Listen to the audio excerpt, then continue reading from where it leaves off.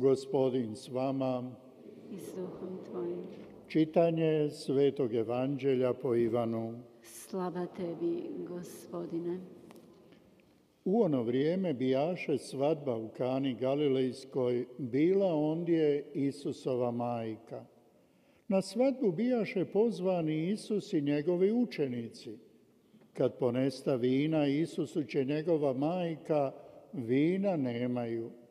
Kaže joj Isus, ženo, što ja imam s tobom? Još nije došao moj čas. Na to će njegova mati poslužiteljima, što god vam rekne, učinite. A bijaše ondje Židovima za čišćenje 6 kamenih posuda od po 2 do 3 mjere. Kaže Isus poslužiteljima, napunite posude vodom, i napune ih do vrha. Tada im reče, zagrabite sada i nosite ravnatelju stola. Oni odnesu. Kad okusi vodu što posta vinom, a nije znao odakle, znale su sluge koje zagrabiše vodu, ravnatelj stola pozove zaručnika i kaže mu, svaki čovjek stavlja na stol najprije dobro vino, a kad se ponapiju gore, ti si čuvao dobro vino sve do sada. Tako u Kani Galilejskoj učini Isus prvo znamenje i objavi svoju slavu, te povjerovaše u njega njegovi učenici. Nakon toga siđe sa svojom majkom, s braćom i sa svojim učenicima u Kafarnaum. Ondje ostadoše nekoliko dana. Riječ je Gospodnja. Slava tebi, Kriste. Po riječima su.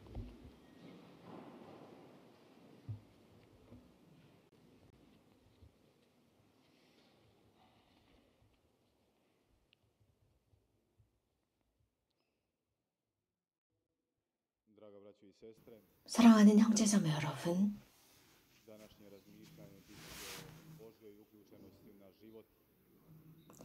오늘 묵상은 하나님께서 사람을 어떻게 바라보시고 모든 인간 생명을 보살피신다는 것입니다. 우리는 때때로 생각하는 것이 하나님께서 우리들의 상황을 보지도 않으시고 어떤 우리들의 삶의 특정한 것을 살펴주시지 않는다라고 투덜거립니다. 그래서 우리들의 삶의 어떤 부분은 아무 의미가 없는 것 같습니다. 뭐 의미 없어 보입니다. 오늘 복음에서 예수님의 첫 기적에 관해 언급하고 있습니다. 가나안의 혼인잔치에서의 기적사건.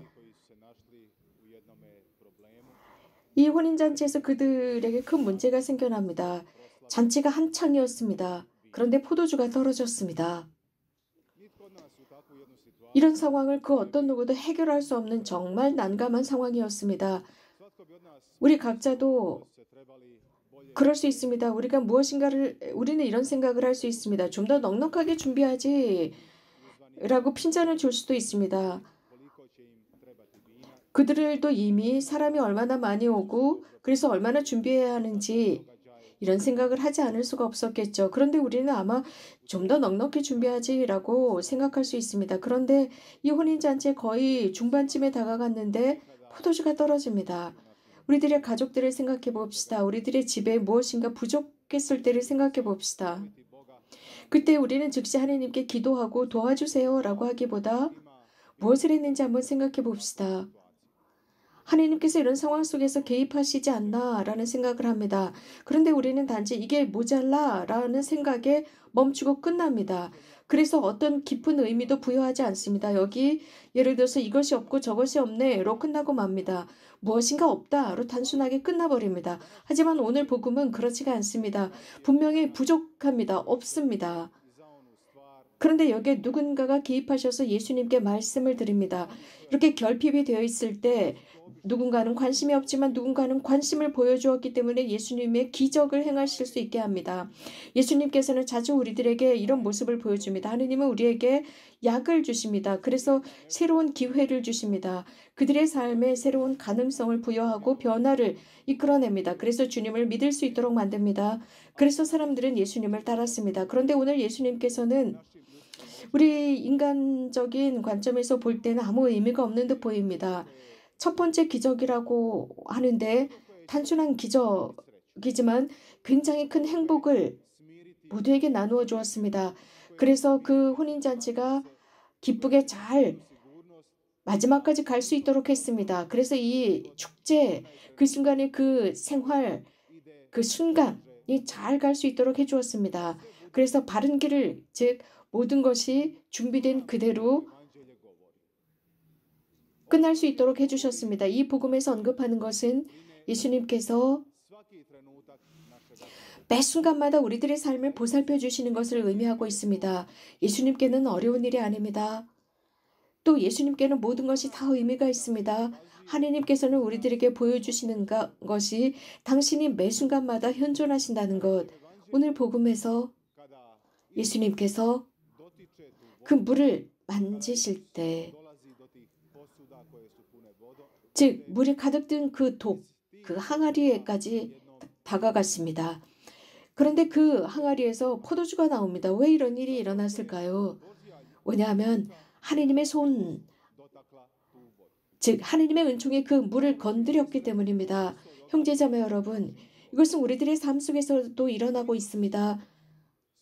예수님께서 당신의 신적인 권능으로 우리 삶에 죽어있는 것을 만지셨을 때, 생명이 없는 것을 만지셨을 때, 그 본질을 만지셨을 때, 하나님께서 만지실 때, 하나님의 손이 만지실 때 생명을 얻습니다.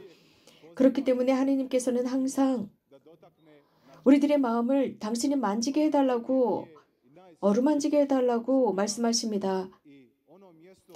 그 마음이라고 하는 것은 가장 거룩한 장소, 가장 내밀한 장소로서 하나님께서만 어루만져야 합니다. 그렇게 할 때 그 마음은 훨씬 더 나아지고, 그래서 그 마음은 오늘 복음에서 언급하는 것처럼 그 독이 가득 차는 것입니다. 그 물독이 가득 찹니다. 즉 마음이 가득 찹니다. 누군가는 평화로 가득 차고, 그래서 하느님을 찬미할 수 있습니다. 오늘 복음은 복되신 동정 마리아께서 개입하십니다. 포도주가 없다라고 하셨습니다. 그러자 예수님께서는 이 말씀을 못 들은 척합니다. 여인이시여, 저에게 무엇을 바라십니까? 저에게 무엇을 바라시지요? 라고 합니다. 이 뜻이 무슨 뜻일까요?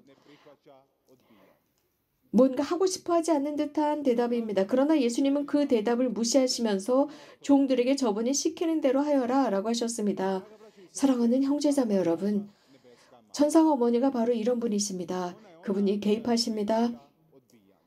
즉 거부된 그것을 다시 그분께서 품어 안으시고 우리를 위해서 전구해 주십니다. 오늘 이곳 이 성당에서 우리는 미사를 봉헌하고 있습니다. 이곳은 복되신 동정 마리아의 신심이 강한 본당입니다. 성모님은 우리들의 도움을 청할 때 항상 손을 내미시고 우리를 위해서 전구해 주시고 중재해 주시며 그 어떤 중재자보다도 훨씬 더 강렬한 전구자이며 변호자입니다. 주님 앞에 가장 가까이 가서 전구하실 수 있는 분, 우리를 위해서 중재하는 데 절대 지치지 않는 분이십니다. 사랑하는 형제자매 여러분, 복되신 동정 마리아야말로 이 혼인잔치에서 가장 어려운 그 순간을 가장 먼저 보신 분이십니다.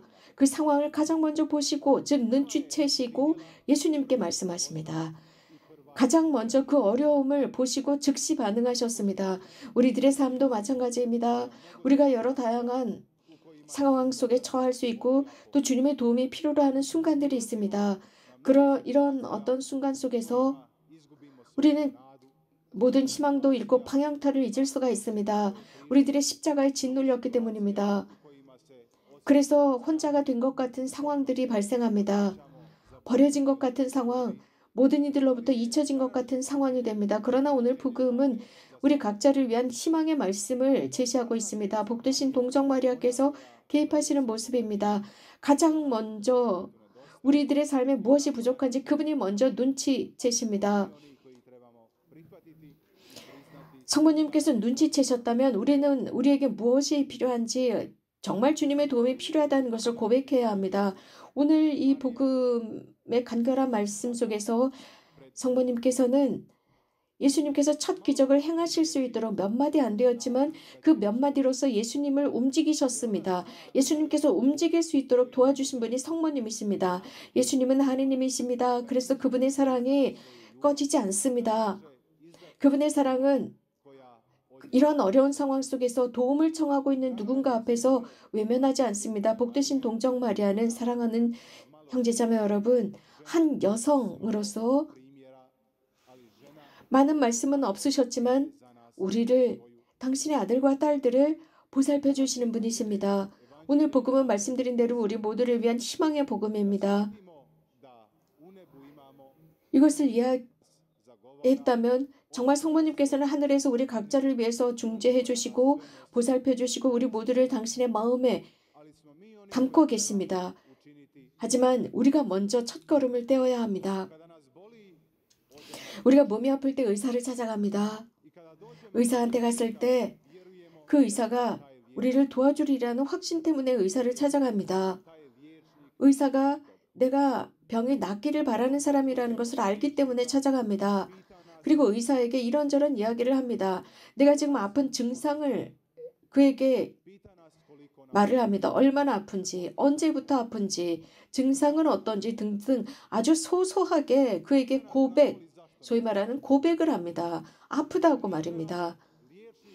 그래서 아주 소소하게 심지어는 가끔은 과장된 식으로 그 의사에게 아픈 것을 호소합니다. 여기저기 어떻게 어떤 상태로 어디가 아픈지 아주 상세하게 그에게 묘사를 합니다. 의사를 처음 만났을 때 진료실에서 말입니다. 정말 우리는 하나님께 이렇게 하고 있을까요? 하나님께 이렇게 고쳐달라고 상세하게 소소하게 고백하면서 말씀드리고 있을까요? 우리들의 영혼의 의사인데 말입니다. 어디가 왜 아픈지를 말씀드려야 합니다. 왜 영혼이 아픈지, 언제부터 아팠는지, 무엇 때문에 아팠는지, 내 질병의 증상이 어떤지를 하나님께 말씀드려야 합니다. 형제자매 여러분, 그런데 우리는 가끔씩 하나님을 그저 너무나 가볍게 생각합니다. 가끔 그분은 우리들을 그냥 우리가 생각날 때만 도와주시는 분 정도로 생각하지만 그분은 늘 우리들을 보살펴 주십니다. 내가 진짜 아플 때만 손을 걷어붙이고 나를 도와주시는 분이 아니라 내 삶의 동반자이십니다. 예수님께서 물을 포도주로 변화시키셨을 때 그 포도주가 초대받은 사람들 모두가 마실 수 있었습니다. 그리고 사람들이 이 포도주가 어디로부터 왔느냐 놀랍습니다. 그들은 그 포도주를 들고 마셨습니다. 그 어떤 누구도 이 포도주가 어디로부터 오는 것이냐 라고 묻지 않았습니다. 어떤 누구도 묻지 않았습니다. 왜 이 포도주가 이렇게 맛있지? 라고 묻지도 않았습니다. 하지만 모두가 그 포도주를 마셨고 계속 포도주를 마셨습니다. 그래서 아무 일도 일어나지 않은 것처럼 그들은 계속 포도주를 마시면서 축제를 이어갔습니다. 형제자매 여러분, 우리들은 살아가면서 많은 순간에 하나님께서 활동하십니다. 활동하시고 우리들을 도와주십니다. 많은 순간 하나님께서 정말 우리와 함께 하십니다. 그런데 그런 순간들, 하나님이 함께 계시는 그런 순간들 우리들은 그분이 계시는지도 묻지 않습니다. 그래서 전에 살던 것과 같이 똑같이 살아가고 있습니다. 그분을 찾으려고 하지도 않고 경탄하지도 않습니다. 우리는 그분과 함께 살아야 합니다. 그분 곁에 살아야 합니다. 오늘 제2독서에서는 하나님의 성령에 관해서 언급합니다. 우리 신자들에게 하나님께서 보내주신 성령입니다. 이 하나님의 영은 거룩함을 위해서 필요합니다. 현대 교회는 여러 다양한 영들이 있습니다. 그래서 사람들은 이런 영들을 통해서 자기 자신들을 합리화하려고 합니다. 자신들의 삶의 스타일을 합리화하려고 합니다. 자신들의 과오를 합리화하려고 합니다. 매일 잘못하는 것들을 이상한 영으로 합리화하려고 합니다. 그러나 하나님의 영은 우리들을 속이지 않습니다. 합리화시키지 않습니다. 하나님의 영은 평화를 가져다 줍니다. 선을 가져다 주고 축복을 가져다 주고 일치를 가져다 주며 화합과 순수함을 가져다 줍니다. 하나님께서는 우리들을 사랑하시기 때문이며 하나님의 사랑은 절대적으로 순수하고 순결해서 우리 신자들이 알아야 하는 것은 항상 하느님의 영, 즉 영을 식별할 줄 알아야 합니다. 하느님으로부터 오지 않은 영들이 있기 때문입니다. 우리들 주변에는 많은 영들, 하느님으로부터 오는 영들이 아닙니다. 하느님의 영을 받기 위해서는 하느님께 청해야 합니다. 우리들의 삶 속에서 말입니다. 그렇기 때문에 이런 참영, 하느님의 영이 우리들의 삶을 관장할 수 있도록 해야 합니다. 하느님이야말로 하느님을 바탕으로 우리들의 삶, 우리들의 미래의 삶을 지어가야 합니다.